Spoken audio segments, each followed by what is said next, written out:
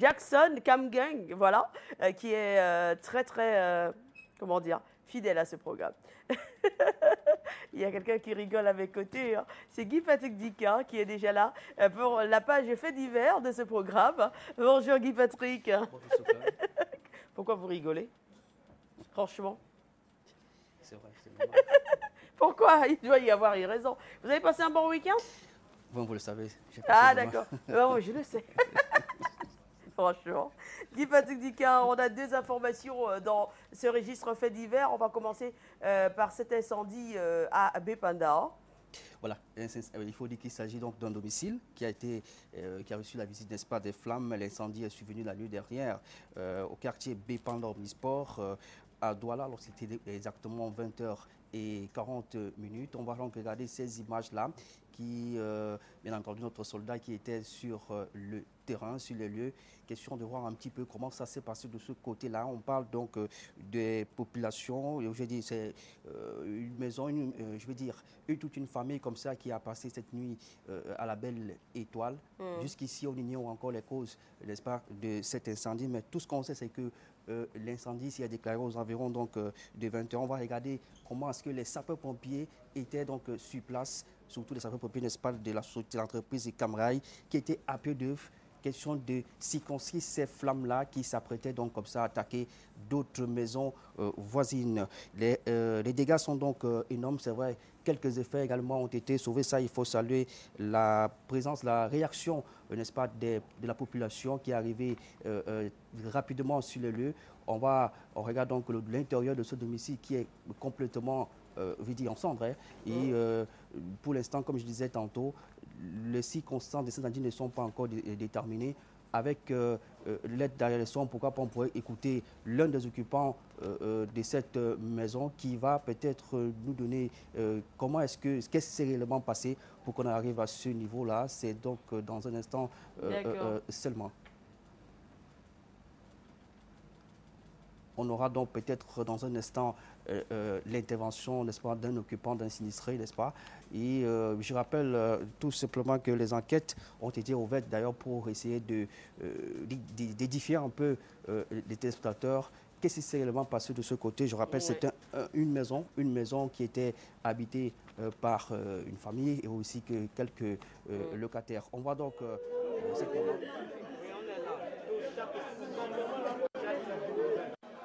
Ok, qu'est-ce que c'est moi? Ah, nous on vient seulement d'arriver, on nous a appelé en nous disant que la maison a pris feu. Donc on est dépassé par les faits, donc c'est un peu ça. Et surtout que papa nous a laissé, c'était tout ce qui nous restait. Donc quand ça boule comme ça, là on ne sait même plus où aller. Donc c'est un peu ça. Donc vous ne connaissez pas ce qui a reçu le feu? Non, on ne sait pas encore. Quand vous dites la maison, il est arrivé? Alors, on n'a pas enregistré, fort heureusement, de pertes en vies humaines. Pas du tout. Ah, ça, c'est le plus important. Ouais. Après, c'est toujours assez difficile pour une famille de perdre comme ça. Tout un patrimoine. Voilà, tout un patrimoine dans les flammes. C'est assez difficile quand même. Et les enquêtes ont donc été ouvertes? Été ouvertes, justement. Okay. Alors, pour rester toujours pratiquement dans la même lancée, oui. On va également lancer ce SOS en droit, n'est-ce pas, de cette jeune fille qui est en ce moment dans les urgences de l'hôpital La Quintini. Selon quelques informations, les informations qui nous ont été rapportées. Elle est donc internée depuis 3 semaines aux urgences de l'hôpital La Quintini. D'après les médecins, elle aurait été percutée par un véhicule et transportée donc aux urgences de l'hôpital La Quintini où elle a besoin d'assistance. Elle se prénommerait donc Daniel. Elle est donc là-bas depuis quelques temps sans assistance et puis les médecins de cette institution hôpital essaient de lui donner donc les soins. Vous voyez au niveau de son front comment elle a eu donc une donc, il n'y a aucun fracture. membre de la famille. Aucun membre de la famille jusqu'ici. Donc elle se prendrait donc Daniel, tout le monde, bien, toute personne qui la reconnaîtrait est donc, n'est-ce pas, priée, n'est-ce pas, de pouvoir se rendre du côté de l'hôpital, d'urgence de l'hôpital à Quintana. Donc un traumatisme au niveau donc, de la tête.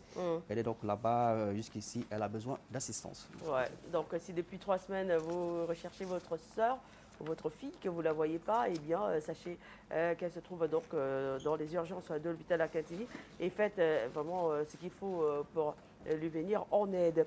On va parler maintenant de ces habitants de PK14 qui sont très en colère. Et pour cause? Au centre donc de ce soulèvement, une parcelle de terre. Une parcelle de terrain? Une parcelle de terrain. Donc, parcelle de terrain, d'après les manifestants, il leur a été demandé, n'est-ce pas, par les autorités de quitter donc les lieux. Donc, ce terrain que vous voyez en image, oui, parce que sur le terrain devrait donc sortir des terres une institution académique. Alors, chose inacceptable par ces riverains parce qu'ils ont investi depuis de nombreuses années donc, sur le site. Donc face donc, à ce refus, 2 gendarmes auraient été envoyés par la brigade pour essayer d'empêcher ceci, n'est-ce pas, de pouvoir se concerter. Alors, d'où donc ce soulèvement, puisque les 2 gendarmes ont été pris à partie par la population. Vous voyez donc comment les chantiers sont engagés sur le site. Alors, les populations se disent comment est-ce qu'on peut mettre beaucoup d'argent et on nous demande, sans toutefois nous donner des sommations, de quitter, donc, de libérer donc, les lieux comme ça. Ça ne peut pas se passer ainsi. On va écouter d'ailleurs un habitant qui s'est exprimé à ce sujet, surtout le Nicolas matin. D'accord. Je suis désolé. Au moment où l'université nous convie à une table de négociation, je sors comme ça du directoire de l'université de Douala. Il est question qu'on négocie sur l'enveloppe d'indemnisation des personnes que l'université a déguerpies à tort. Une lettre à nous adresser depuis le 10 janvier 2014. Le premier rendez-vous a raté mercredi passé et le recteur nous a conviés ce jour. Malheureusement, même l'entretien, on n'a pas terminé l'entretien, on va continuer demain. Mais nous sommes fatigués. Tous les jours, il y a la NAC au quartier. Madame Beben Doumbé, ses 2 enfants, gendarmes et marins, accompagnés de l'adjoint au commandant de PK 14. Le sous-préfet. Et le sous-préfet de Douala, 3e, ont organisé une mascarade dans ces quartiers qui ne va le nom. Ils ont déjà cassé plus de 30 maisons d'habitation. Je dis bien 30. En balançant les bébés, les femmes dehors, on te trouve les gens te met dehors, on te casse. Au moment où je vous parle là, je suis rentré en courant, sortant de l'université de Douala, le recteur de l'université est témoin parce qu'on vient de se séparer à moins de 30 minutes. Je trouve encore cette situation, Madame Eben Doumbé, l'adjoint au commandant de PK 13, 14, qui a l'arme en main, il dit qu'il va tirer sur nous. Il est là pour la protection des populations. Il est là pour vendre le terrain. Il est là pour accompagner le vendeur du terrain. Nous sommes, il est là pour tirer sur les honnêtes chrétiens. Je ne sais plus à quel sens se vouer. J'en appelle aux autorités administratives. À l'occurrence, le gouverneur de la région du Littoral, le préfet du Vouri, que le trouble à l'ordre public est organisé dans notre quartier. Et nous avons dit dans les requêtes à leur adresser qu'on ne permettra plus rien à compter d'aujourd'hui. Nous sommes prêts à tout. Et je dis bien à verser du sang. Pendant que l'université nous a mis dans la rue, l'université nous a laissé sans eau, sans école pour nos enfants. Là, on a bien compris que c'est assez compliqué, hein, c'est assez difficile. Bon, ça va un tout petit peu dans tous les sens, on peut les comprendre aussi. C'est pas évident hein, de partir comme ça d'un lieu où on a investi de l'argent, où parfois on n'a que ce lieu-là, c'est difficile. Oui, tout à fait. De toute façon, nous allons donc prendre la partie adverse. Nous allons écouter, n'est-ce pas, leur version des faits. Et peut-être nous reviendrons ici d'ici vendredi pour vous proposer donc cette partie-là.